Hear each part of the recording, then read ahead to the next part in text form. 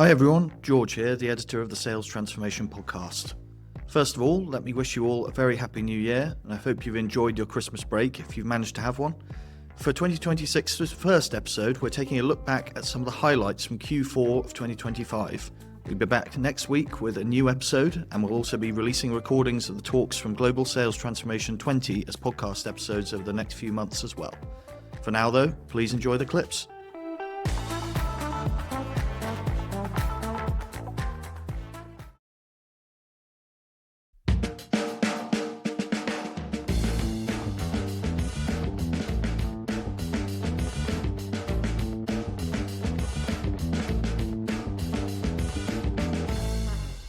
So just setting up the scene, 25 years of doing revenue operations in various roles in various companies, big and small, various growth journeys.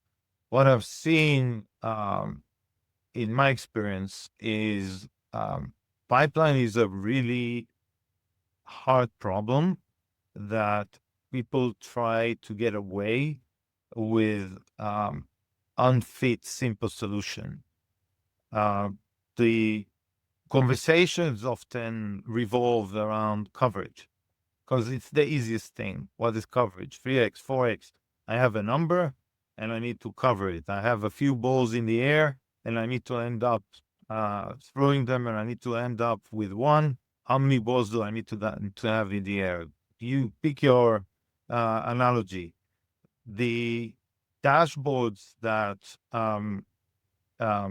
spun off this theory focus on coverage in many ways, and they have really scary colors with green, red, and you name it, and yellow. And we often see leaders fall into the trap of trying to manage KPIs. It's quite scary when you, as a CRO, as a leader, want to make sure that you have enough going on in the business, especially when sales cycles are long. And you want to know that you have the cover to make the numbers that you are being held accountable for. But there's and it's pretty easy to take the pipeline and divide it by the number. But it's also pretty easy to game the system, so to speak. If you apply enough pressure, nobody wants to look red. It's pretty easy to game the system by adding stuff, inflating pipeline, by letting deals that are already dead to stay in the pipeline because nobody asked me and it's there, or somebody else basically lost that deal and now it's showing up in my territory. I don't want to lower my win rate. So you feel like folks prioritizing looking good over being good because it's pretty, the metric is simple. It's pretty easy to, I don't want to say game. I will say game. The picture that everybody's looking at. I think one of the interesting things that you've been able to look at with the way in which you look at data is the connection between data and behavior. And I just remember doing a project with one of our clients in Australia, and they were having a bit of a tough year, and there were a number of deals, quite large deals going through the pipeline. And I remember that the CEO is under so much pressure in this organization that he was circumventing the activities of the sales team, speaking direct to the customer to see if he can pull off a deal in order to reach the number for the country. And of course, when you have that sort of behavior coming from senior management, it doesn't make you want to share data, does it? To your point of earlier on, that what is in the pipeline, you want to sort of manage the expectations of senior management so that they don't interfere too much in the data that they're seeing and sort of intervening around, the sales team. But I think what I found interesting through the past, 10 years of beginning to understand how you're approaching pipeline health and management is the way you've started to link a deep understanding of the behavior of salespeople and sales managers with data. I think that's quite unusual. So, for the benefit of the listener, Sherry, would you like to explain how you see the difference between mentoring and coaching? Yeah, of course. So from a mentoring perspective, I've had so many mentors and they've been amazing in my career.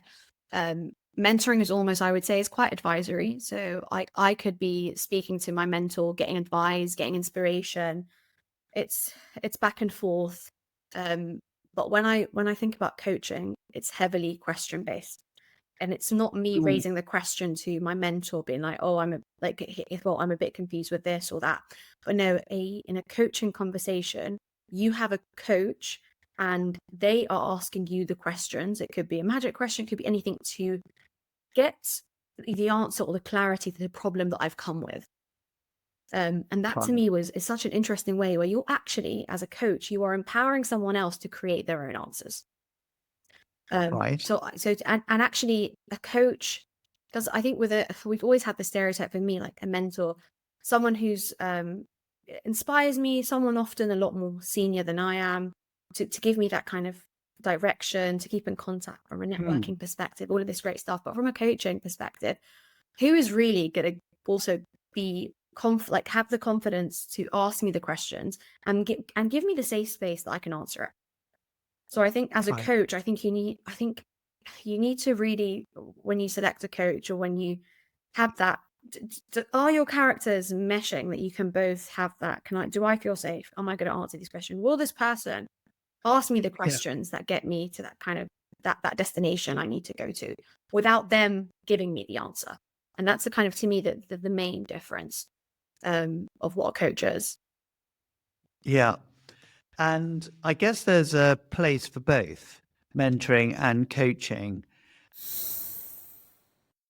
It's not necessarily the CFO, him or herself.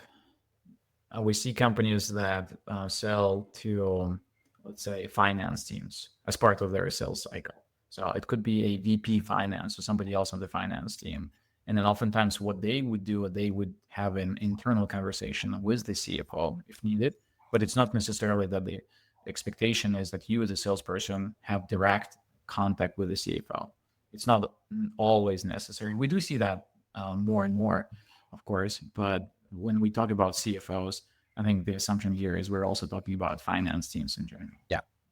Well, I'm pretty sure you will help the business unit team to prepare whatever is required to make the request to the CFO and win the budget they need for, right?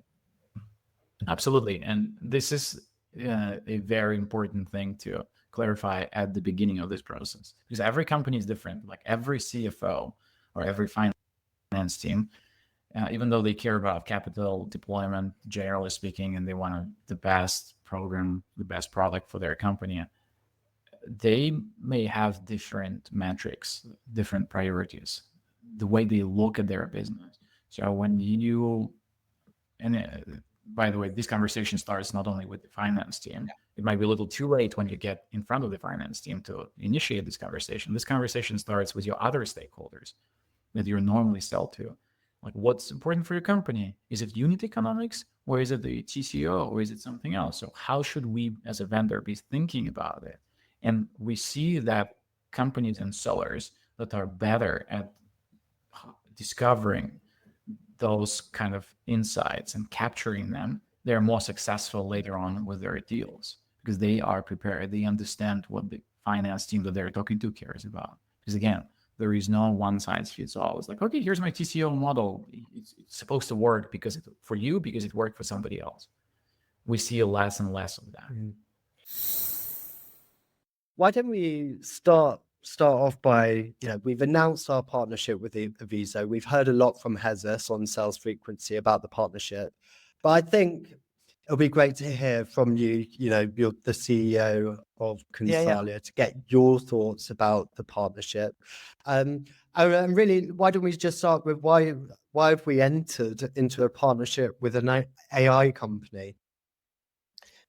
Yeah, I mean, it's a great question. In that, I think a lot of this initiative around AI has been driven by Jesus, actually, since he joined us in this role of head of consulting. We knew that we needed to go into it, and it's been quite an interesting journey to my partner with Aviso. The reason why we knew we needed to go into it was because we have this new technology that's emerging. We went through quite a lot of introspection about how to leverage the incredible research and data that we've done around the sales mindsets, all the student projects, and we looked at the process of creating the what we call the Consalia brain at the time, and then it was, I guess, by chance or serendipity that we met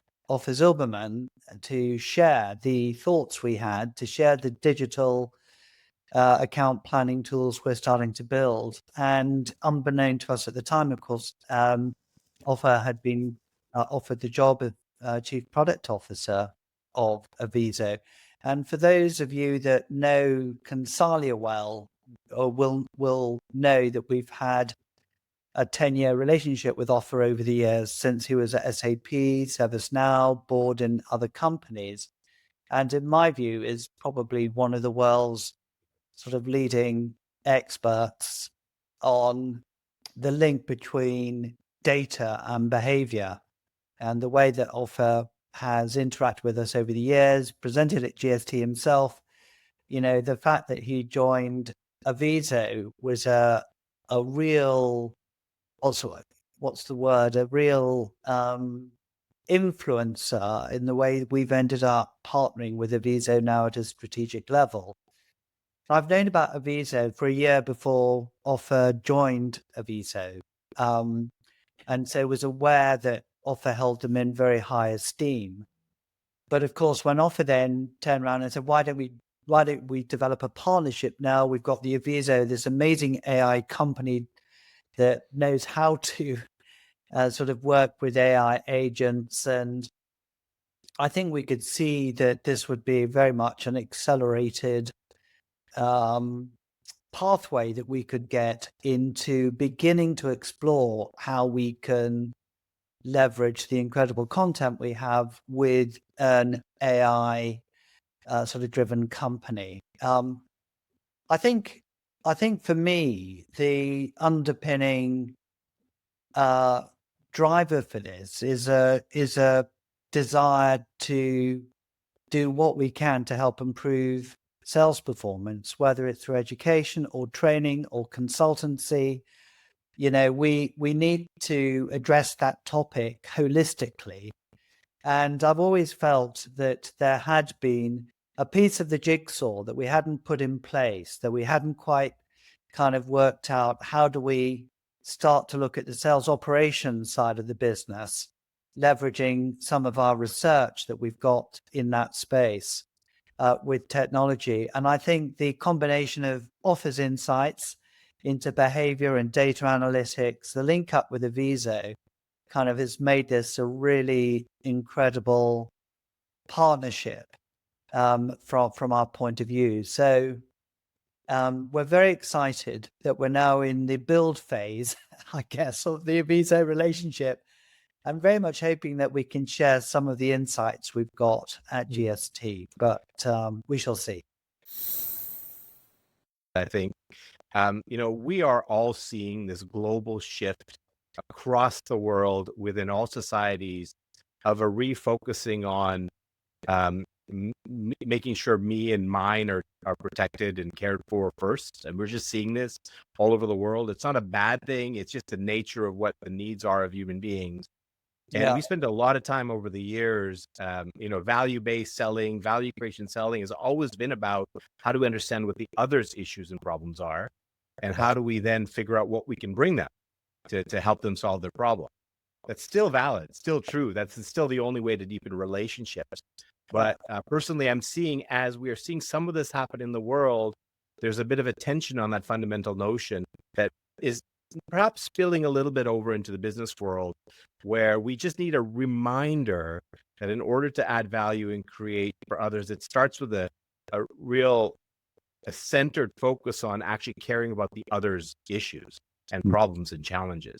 Yeah. So that's why I think this is so important right now, to help marketing be more relevant to sales, so sales can therefore be more relevant and helpful to the people they serve. And what do you see? Marketing doing or needing to do in order to become more relevant? What sort of things? What do you think is important? Well, Phil, let's go back to our discussion around where we see sales going, and then I'll kind of give my view on where I see marketing fitting into that. And I think it all begins with marketing needs to be the keeper of the ethos of business empathy, which is what Shaquille just got done talking about. And we just described that as business empathy. It's not about what you have, it's about what your customer cares about, which sounds embarrassingly simple. Yeah. But that's an epiphany for many companies. But as you know, from our discussion a couple of weeks ago, I've been doing a lot of thinking about what the future of selling will look like, and then we'll hang our marketing discussion on that. And I've come up with 3 pillars, and let's test them. This is the first time I've kind of articulated them. Okay. Number 1, I think, is the notion of insight-enabled solution development. So it's taking your products and services and bathing them in insights, wrapping them with insights around what you sell. Because increasingly what customers are looking for is not just the product, but all of the insights that surround that. And that's a whole different thing. And that's very much a marketing-based acumen. I think the second sales fluency for the future is what I call orchestrated sense making. So let's unpack that one for a minute. That the sales professional now will need to be what I would describe as a virtuoso level orchestrator between their customer and their own company on one axis, and between their human sales team and their digital sales team on another axis, between, we could call it the human agents and the digital agents on another axis. Right. So if you think of that diagram, it's really going to be this new level of being the master orchestrator and to make sense of all of that for the customer, but also to make sense of the tsunami of information that's coming from AI. Because no longer is sales struggling with a lack of information. Now we're drowning in it. Yeah. So the real work is the so what? What do we do with all this? What does it mean and how do we execute that? And that's what I call number 2, orchestrated sense making. And then the third is what I call value storytelling. It's really value articulation wrapped in a narrative. It's this ability to tell structured stories and in that embed your value proposition, but do it in a way that's compelling, that's interesting, and that also shows how you're incorporating what's working in other places. Because one of the things we go back to that customers continually want to know, and I know it's validated a lot by your research, Phil, tell me what's working somewhere else. And that needs to be the center of the story. So I think these 3 pillars of insight-enabled solution development, orchestrated sense making, and value storytelling are kind of the 3 pillars of where things are going. So now back to your question, where does marketing fit in all of that?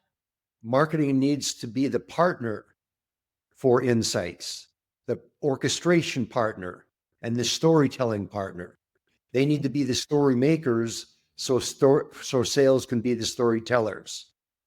Because marketing now needs to be kind of the epicenter, the fuel rod, if you will, for sales, so they're better informed, they're more strategically persuasive, that they're involved more earlier in deals, and they can bring insights to differentiate themselves. Now, that's a mouthful, but that's why marketing matters more than ever right now.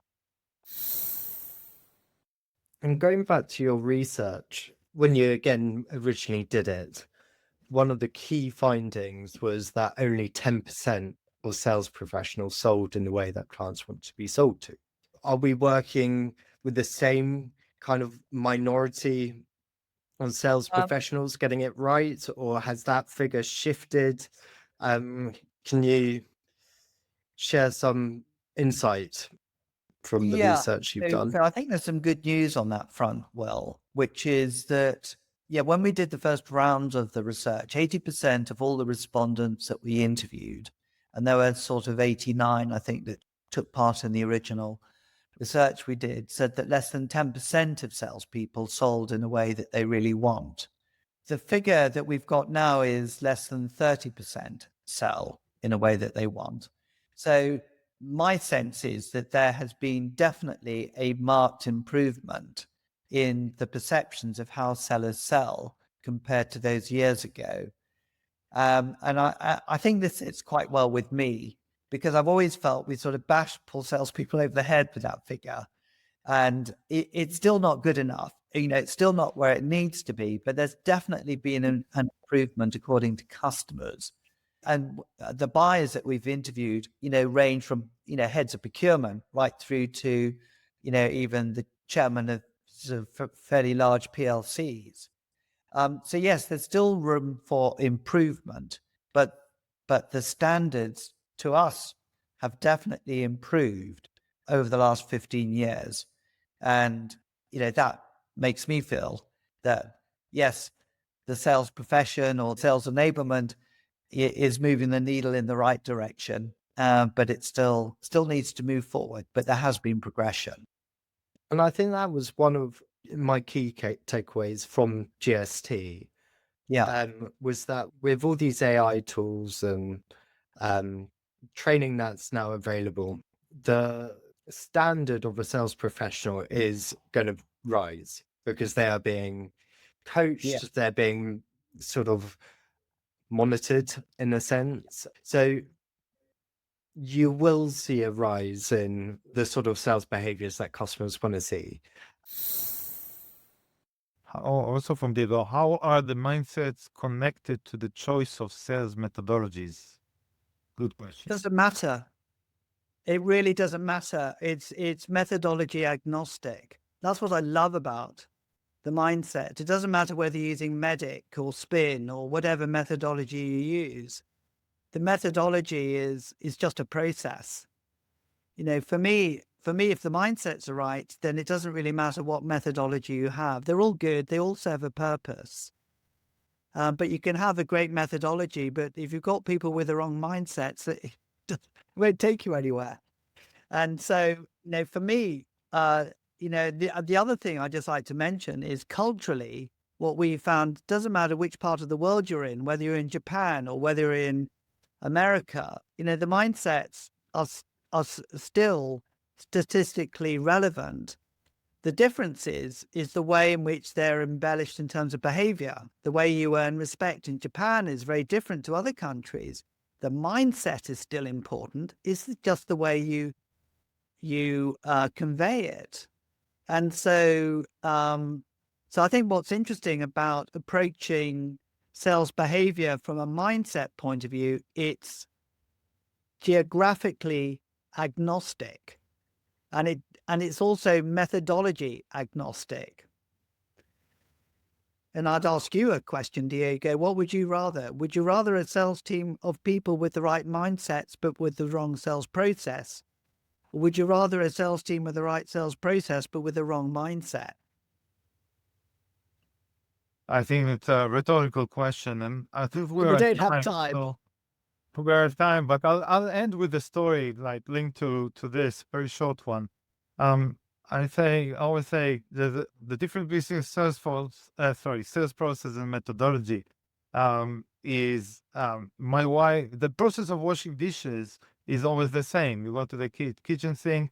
Some of them go in the dishwasher. Some of them you wash by hand and put away. The request to wash the dishes from my wife, if it comes at 7 p.m. like now, I'll just go and do it. If it comes at 11 p.m., it's going to be a very different outcome. no dishes washed, and I'll be, what were you waiting for? And she will be, what were you waiting for? Didn't you see them in the sink? So the timing here is very different, define a very different outcome. And obviously having the right mindset helps to avoid it altogether. So, the difference between a smart person and a clever person is that a smart person doesn't walk into a trap a clever person knows how to get out of. The poll result was quite interesting, that you kind of referred to it right at the beginning about how much coaching do people receive. And I think, the majority had not received coaching. But obviously when you had your one-on-ones, you realized actually there were people here who had received a lot of coaching, and there was a lot of coaching that was being done at a certain level. Yeah. Part of this is about creating a culture around coaching. And so this workshop, was this done at a point in time that people had agreed with you that coaching was important and we needed to create a culture of coaching, or did you use the workshop to, if you like, sell the idea that coaching is a culture, it is important, and how we're going to sort of promote it? Or was it a bit of both? I'm not quite sure. Yeah, so I did the initial discussions and like testing the water and letting them know, because people don't need to really give me time to do this, because obviously they can be like, well, it's not your day job, like, what are you doing? So when I spent time with the leaders, including our director, which was amazing because he was really open to it, I almost got him bought into what I'm trying to achieve. And that's what allowed me to then create that session. And then I needed to also get buy-in from a team I had never spoken to, which is that coaching HR team that I didn't even know existed, to buy them into my journey right at the beginning. And they were convinced of the value it would bring, and therefore we do it. But I think there was no one that was like thinking, okay, it's going to be promising. But the objectives of the HR coaching team, luckily, which was great for us as well, is that they were also having the same challenge.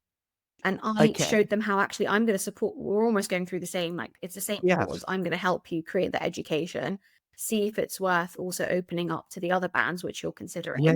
So it almost became like, okay, we're on that same team, almost like, okay, it's a win-win. And that's how I think that's how things have to be, isn't it? It's like, how can we both also benefit? And I remember the lady, her name was Claire, she came in and she was supportive, and we did the session. I think it was interesting for me because I think when we first kicked off the workshop, everyone was like probably thinking, oh, it's another workshop. But by the end of it wasn't like that, because like I said to you, like when I had the director come and he opened the workshop, because I wanted to make sure they knew. Unfortunately, this is the way how life is. I think hierarchy is somewhat important. So when I had someone at the level of our director going, I'm supportive of this, I want to achieve this, coaching is important for me because of this, you can see people started to be like, okay, I'm going to be a bit more open. And then we did the session. People actually they split out into like separate teams. And they were even saying it was quite like emotional to like actually like have some time with someone and like get that question time, which they don't do with people they wouldn't usually do with. It was just so rewarding. So you got them doing sort of mini fishbowl type exercises, Sherry, such as the ones that you did on the program. By the way, I love them. I also loved, I remember I did when I was first on the program and I was still like a client sales manager, and we had done some exercises in session with yourselves. Including like, okay, what do you see of yourself versus what do people see of you? And I could see there was always like things hidden that none of us even knew about each other. Even simple exercises like the shield exercise I remember doing. Amazing, isn't and actually when we did that shield exercise with the wider team, people got honestly, people were emotional because they were like, I was working with these people for years and I didn't know what motivated them or what was going on in their world. Like, why do I come work? It was just really, I think it's really good to, even just as a trigger of reflection, these projects, it's really powerful. Typically what we see is if you are trying, if we look at the engagement pattern, it's not like on day one, suddenly you wake up and you have connections to all the senior stakeholders in the company. Just like that. Now, what we see is it's a process. And the way it evolves is you touch upon different topics with different stakeholders that you're currently talking to. And then gradually over time, it opens doors to others. Very basic stuff. The trick is, are you good at managing this process? Are you managing the process, or is your buyer managing this process for you? And then you are in his or her hands. It's like, if they're good, if they know what they're doing, if they like you and your solution, then you're making progress. Otherwise, you are just, you're there probably so that there is a column on their slide. We evaluated the solution, so we passed. Because the key question in response to your question, Will, is what is it in it for me as a finance person? Like, why would I talk to Max? I know Max wants to talk to me because, again, it's part of this his process. Somewhere it's written like, okay, go talk to the finance person. But if I, as a salesperson, cannot explain to my decision maker, to my buyer, like, hey, here's why we want to talk to finance. We want to discuss CapEx versus OpEx, or I have two options. I can give you lower price, more savings, but one return, or something else. It's like, how should we be thinking about it? If your buyer has an answer, good, you got the answer, so there is no reason for you to talk to finance. But if you are at the point where the buyer says, look, it's a legit question, it sounds like it's an important question, and it will have impact on whether the business case is successful or not. So let me help you get in front of the finance, or let me talk to the finance team and get back to you, or let me arrange a meeting with the finance team. And this is how you get also coaching for the meeting. One of the best meetings I had was with the CFO of a Fortune 100 company. We got specific coaching as to what this person was looking for. Guess what? It had nothing to do with the financial metrics. Because the assumption is like, yeah, okay, fine. I have my team. They're working with you. The metrics will be fine. He was testing for something else. And this something else was not in a spreadsheet. Where I was like, okay, how can you do what you are claiming you can do? Explain to me what your solution does. Explain to me how it's different from what we already have today. And then let me pressure test this logic. Let me ask questions. So that's what this finance person was focused on. It had nothing to do with what you would normally expect. Well, I can save you this much money, or I can add this much growth. Nothing. The assumption was, this is table stakes. It has been covered. That's why you're here in the room with me. So if you show up for a meeting like this and you're like, okay, let me take you through the, NPV numbers. And then I'm like, yeah, that's not exactly what we want. Okay. And I'm simplifying, of course, but yeah, it's not like you just show up and say, okay, what do you want to talk about? Like, you get coaching from your champion, from your decision maker before that, so that you're well prepared for this meeting. Not every CFO is going to think the same way. I had recently a CFO who spent 45 minutes out of a 60-minute meeting demoing, testing, trying the product. It's like, again, the logic is like, guys, the numbers, yeah, I can read the spreadsheet and my team says the numbers make sense. Okay, got it. Like, I can validate and all of that. I don't need 60 minutes for that. But I want to understand the product. I want to understand why your AI solution is different. Like, show it to me. A lot of them surprisingly have this appetite. And when if you run a, let's say, personality analysis of this person before the meeting, hopefully, even if you got no input from the decision maker, from your champion, hopefully you will be prepared for this kind of conversation with them. So it's just does not have to be limited to numbers only. So we're just over 1 week to go to GST. GST is the Global Sales Transformation Event. This year's theme is winning the right way, human connection in the age of AI. And over the course of the year, I've heard through client conversations how, although AI is sort of everywhere and it's top of mind for everyone, in parallel, the importance of this human to human approach is still of real significance. So, yeah, perhaps Phil, I think you're the one that back in probably January, February time it was, identified this theme as what we should be focusing on. Maybe if we could hear from you why you chose this theme. I think that in some respects we're living in a slightly dystopian world in which the reality of what we see in the news or what we read about, some of which may be AI generated, is making people nervous and question about what is the truth. What is the truth out there? How do we know that what we are being what information is being shared is based on fact? How much of it is made up? So there's an element of sensing, I guess, in the marketplace that yes, we know this revolution is upon us and we need to embrace it. But how do we do that in a way that kind of speaks to authentic data, authentic information, authentic coaching, whatever it might be? And so, and it's been quite interesting actually through the global research project that we've been doing, is to get the perspectives of buyers, to get their sense of how they are seeing sort of AI and technology playing into the buyer-seller relationship. And I think that, of course, we'll be sharing the results of the research, at GST, or I will be doing it. But I'm absolutely 100% convinced that the theme of the human connection and AI absolutely has to be addressed in parallel.